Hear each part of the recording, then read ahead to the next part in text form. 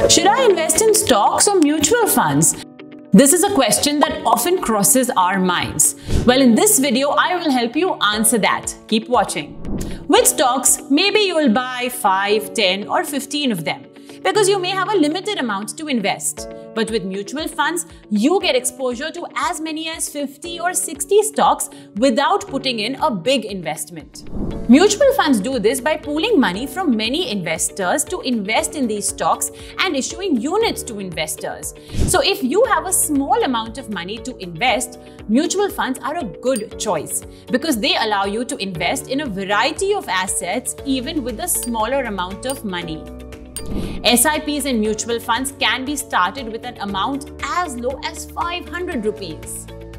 Stocks, as we know, move up and down, and the performance of one stock may not make up for the losses or gains of another.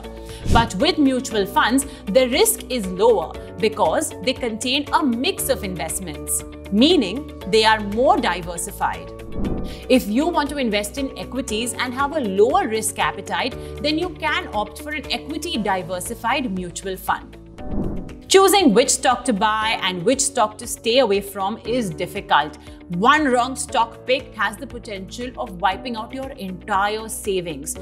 But mutual funds are managed by professional managers with years of experience. They know the art and science as well of stock picking. We've all heard the phrase, don't put all your eggs in one basket. Well, this holds true even in the case of investments. In order to minimize risks, you must diversify your investments. And diversification is possible when you have multiple stocks in your portfolio. Now, as you know by now, mutual funds provide more opportunities for diversification because they include a variety of stocks and sometimes even other asset classes all within one single fund. If you are new to the market, it's best to start with a mutual fund.